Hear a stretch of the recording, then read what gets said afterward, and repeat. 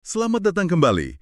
Kali ini, sumber yang Anda berikan bukan artikel atau buku, tapi sesuatu yang jauh lebih fundamental. Sekumpulan ayat dari Al-Quran. Iya, betul. Nah, misi kita kali ini cukup spesifik. Anda meminta kami untuk menyelami bagaimana teks ini menggunakan berbagai kata untuk menggambarkan konsekuensi, peringatan, dan juga cobaan. Ini bukan sekedar soal terjemahan ya, tapi lebih ke merasakan nuansa di baliknya. Kenapa di satu ayat pakai kata azab, terus di ayat lain musibah atau balasan? Betul, betul. Oke, mari kita bedah ini. Kita akan jelajahi bagaimana kata-kata ini, azab, siksa, musibah, celaka, dan balasan digunakan dalam konteks yang beda-beda, langsung dari ayat-ayat yang Anda garis bawahi. Keragaman diksi ini memang luar biasa sih kalau kita perhatikan lebih dekat. Ini langsung kasih sinyal kalau konsep konsekuensi dalam teks ini tuh sama sekali nggak monolitik. Nggak satu warna gitu ya. Tepat, kayak spektrum cahaya, warnanya banyak. Ada yang terasa seperti hukuman langsung, ada yang lebih seperti ujian, dan ada juga yang berfungsi kayak hukum sebab akibat aja. Oke. Yang menarik di sini adalah setiap kata ini tuh kayaknya punya beban emosional dan teologis yang sedikit berbeda. Mari kita coba rasakan perbedaannya, mungkin mulai dari yang paling kita kenal dulu. Kita mulai dengan kata yang mungkin paling sering kita dengar dan kesannya paling kuat. Azab. Kata ini kan terdengar tegas banget ya. Final. Sangat kuat. Tapi yang langsung menarik perhatian saya dari sumber Anda itu kutipan dari surah Al-Hijr. Di situ ada dualisme yang mengejutkan. Teksnya bilang, kabarkanlah kepada hamba-hambaku bahwa akulah yang maha pengampun, maha penyayang. Dan sesungguhnya, azabku adalah azab yang sangat pedih. Dari pesan pengampunan dan ancaman keras tuh disajikan barengan dalam satu tarikan nafas, gitu. Tepat sekali, dan penyandingan itu sendiri sudah sebuah pesan kan? Seolah-olah bilang kalau kedua potensi ini, pengampunan tanpa batas dan konsekuensi yang pedih, itu selalu ada. Selalu hadir bersamaan. Betul. Dan coba perhatikan, azab itu sendiri sering diperjelas, jarang berdiri sendiri. Di ayat tadi digandingkan dengan Al-Alim yang sangat pedih. Oke. Di ayat lain, kayak di surah Ali Imran, deskripsinya lebih sensoris lagi, dirasakanlah azab yang membakar. Ini bukan lagi sekedar hukuman, tapi hukuman yang digambarkan dengan sensasi fisik yang spesifik. Api, panas. Nah, deskripsi sensoris yang membakar itu bikin saya mikir deh. Sebenarnya tujuannya apa sih detail yang segamblang ini? Apa murni untuk menanamkan rasa takut? Atau ada fungsi lain? Kenapa nggak cukup bilang hukuman berat aja? Pertanyaan yang bagus banget karena ini menyentuh inti komunikasi teks ini. Dari sisi retorika ya, deskripsi sensoris itu bikin ancaman jadi nyata dan personal. Oke. Hukuman berat itu kan konsep abstrak, tapi rasa terbakar itu sesuatu yang bisa kita bayangkan. Ini memindahkan konsekuensi dari ranah pikiran ke ranah, pengalaman indrawi, jadi lebih sulit diabaikan. Jadi bukan lagi informasi, tapi sebuah peringatan yang bisa dirasakan gitu.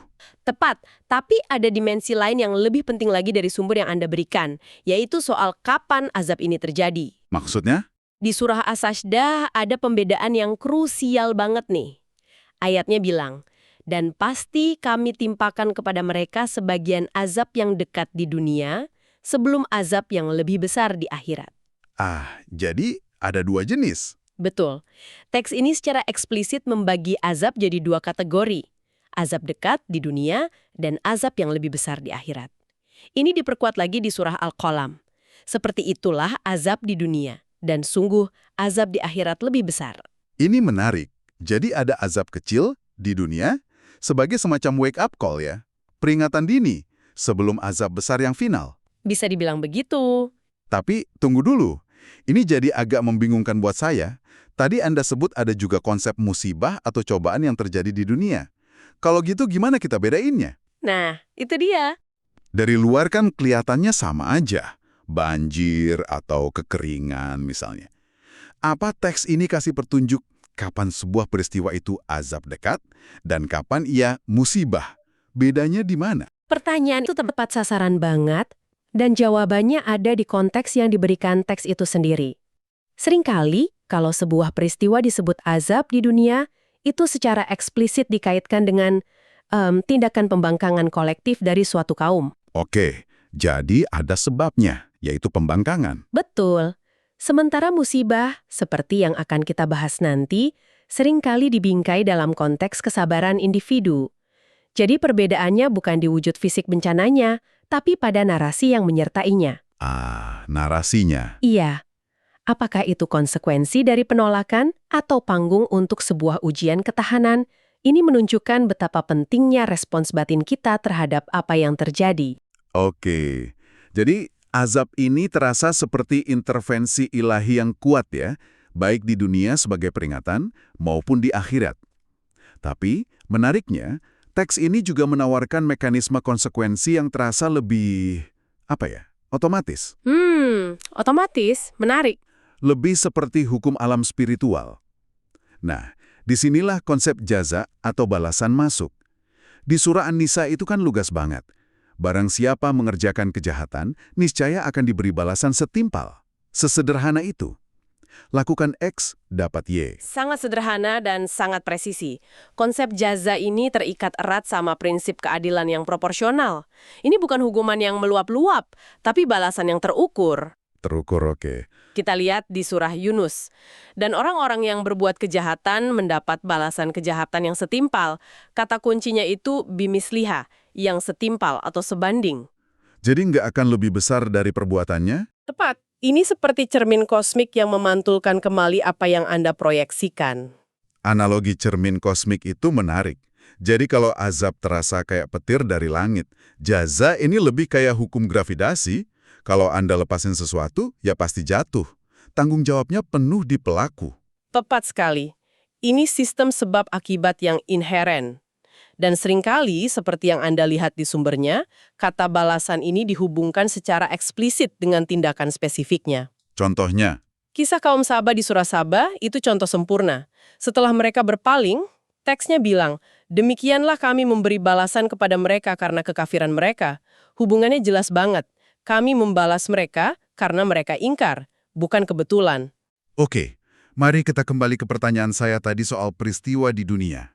Kita sudah bedakan azab duniawi.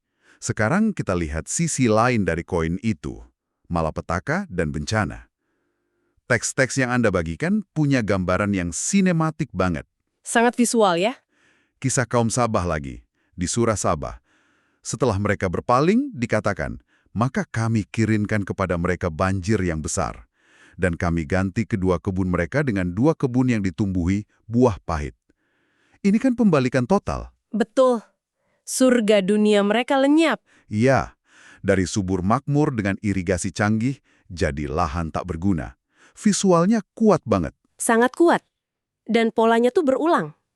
Ada kisah lain yang Anda tandai, yaitu kisah pemilik kebun di surah Al-Qalam. Mereka kan niatnya mau panen tanpa kasih hak orang miskin. Iya. Terus apa yang terjadi? Ayatnya menggambarkan, lalu kebunnya diliputi bencana dari Tuhanmu ketika mereka sedang tidur, maka jadilah kebun itu hitam seperti malam yang gelap gulita. Wah, lagi-lagi kehancuran total. Dalam sekejap mata. Tepat. Saat mereka nggak berdaya. Kata Taif di situ menyiratkan sesuatu yang datang melingkupi dan menyapu bersih. Ini konsekuensi yang terlihat dan terasa di dunia. Tapi, sekali lagi, ini terlihat persis seperti hukuman. Lalu di mana letak bedanya dengan azab duniawi atau bahkan dengan konsep musibah sebagai ujian? Nah, disinilah perspektif teks ini jadi sangat berlapis. Tidak semua peristiwa buruk dijelaskan sebagai hukuman kan? Ada kalanya ia dibingkai sebagai ujian, dan disitulah kata musibah berperan. Oke, jadi ini bingkai yang berbeda. Coba kita lihat surah Al-Hajj. Ayat ini mendeskripsikan ciri-ciri orang beriman. Salah satunya adalah, dan orang-orang yang sabar terhadap apa yang menimpanya. Kata asobahum yang dipakai di situ berasal dari akar kata yang sama dengan musibah. Menarik. Perhatikan deh, fokusnya bukan pada apa yang menimpa mereka, tapi pada bagaimana mereka meresponsnya, dengan kesabaran. Jadi fokusnya bergeser dari kenapa ini terjadi padaku, menjadi apa yang akan aku lakukan sekarang setelah ini terjadi. Tepat, dan ini pergeseran psikologis yang fundamental. Teks ini seolah-olah menyarankan kalau dalam menghadapi kesulitan, kendali kita itu bukan pada mencegah peristiwanya. Tapi pada respons kita terhadapnya. Betul. Jadi, musibah itu bukan takdir pasif, tapi panggung aktif untuk menunjukkan ketahanan dan karakter. Ini mengubah narasi dari korban keadaan menjadi peserta ujian. Jadi, Peristiwa yang sama bisa jadi azab buat satu kelompok, tapi jadi musibah buat individu lain tergantung responsnya. Bisa jadi seperti itu. Konteks dan respons batin menjadi kuncinya. Oke, kita sudah bahas intervensi ilahi, azab, sistem sebab akibat, jaza, dan ujian karakter, musibah. Tapi ada satu kata lagi dalam sumber Anda yang rasanya dari kategori yang beda banget. Yang mana tuh? Ia bukan deskripsi tentang sebuah peristiwa, tapi sebuah seruan, sebuah pekikan. Hampir kayak sirene peringatan yang meraung-raung. Kata itu adalah wail atau celakalah. Analogi sirene itu pas banget. Wail punya nada urgensi dan kecaman yang nggak dimiliki kata-kata lain. Ia itu sebuah interjeksi, sebuah pekikan emosional yang disuntikan langsung ke dalam teks. Fungsinya bukan mendeskripsikan, tapi mengguncang. Dan efek guncangan itu diperkuat dengan pengulangan kan? Di surah Al-Mursalat, frasa celakalah pada hari itu bagi para pendusta diulang sampai 10 kali. 10 kali. Itu menciptakan ritme yang menghantui. Setelah beberapa kali dengar, frasanya kayak nancep di benak kita. Ini bukan lagi informasi, ini mantra peringatan. Betul. Dan yang sangat menarik dari penggunaan wail adalah targetnya.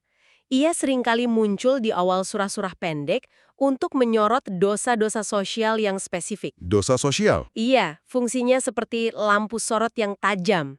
Misalnya, surah Al-Mutaffifin dimulai dengan celakalah bagi orang-orang yang curang. Ini bukan tentang ritual atau keyakinan abstrak. Ini tentang kecurangan timbangan di pasar. Sangat praktis. Jadi wail ini semacam peringatan keras untuk penyakit masyarakat ya? Tepat. Contoh lain di surah Al-Humazah. Celakalah bagi setiap pengumpat dan pencela. Ini menyoroti dosa lisan, fitnah, gosip, merendahkan orang lain. Wow. Jadi wail bukan cuma peringatan teologis tentang akhirat. Ia adalah kecaman keras terhadap perilaku yang merusak tatanan sosial saat ini. Seolah-olah teks ini bilang, tindakan kayak korupsi kecil-kecilan atau nyebar fitnah itu begitu merusak sampai layak dapat sirena peringatan paling keras. Tapi ada juga sisi lain dari wail ini kan? Bukan lagi sebagai sirene peringatan, tapi sebagai seruan penyesalan di akhir. Saya lihat kutipan dari surah Yasin. Anda menangkap siklus lengkapnya. Di ayat itu, orang-orang yang dibangkitkan berseru, mereka berkata, celakalah kami, siapakah yang membangkitkan kami? Ya wailana. Apa? Di sini bukan lagi peringatan dari Tuhan, tapi realisasi penyesalan yang terlambat dari manusia. Sirene yang dulu mereka abaikan, sekarang jadi suara keputusasaan mereka sendiri. Sebuah penutup yang tragis. Sangat. Ini menunjukkan perjalanan dari peringatan yang diabaikan sampai penyesalan yang tak terhindarkan. Jadi, setelah kita bedah semua ini, gambaran yang muncul jauh lebih kompleks ya. Jelas banget kalau teks yang Anda berikan nggak pakai satu kuas untuk melukis semua konsekuensi. Paletnya kaya sekali. Iya, ada azab, intervensi ilahi yang pedih. Ada jaza, sistem keadilan kosmik yang presisi, kayak cermin sebab akibat. Lalu ada musibah, peristiwa duniawi yang jadi panggung untuk ujian karakter. Dan terakhir ada wail, sirene sosial yang meraung keras. Setiap kata punya frekuensinya sendiri. Yang menekankan keadilan, pertanggungjawaban, dan pentingnya respons kita. Teks ini sangat jelas kalau setiap tindakan punya gaungnya sendiri. Namun ini memunculkan satu pemikiran penutup untuk Anda renungkan. Kita memulai pembahasan ini dengan ayat yang menyandingkan rahmat Tuhan yang tak terbatas dengan azabnya yang pedih. Ya, betul. Selama ini kita sudah memetakan sisi azab dan peringatan. Nah, ini tentu memunculkan pertanyaan. Bagaimana jika kita melakukan pemetaan yang sama untuk sisi seberangnya? Seberapa sering, seberapa intens, dan dengan kekayaan diksi seperti apa teks ini berbicara tentang harapan, pengampunan, dan rahmat? Wah. Membandingkan kedua peta ini, peta peringatan dan peta harapan, mungkin akan membuka dimensi pemahaman yang sama sekali baru bagi Anda.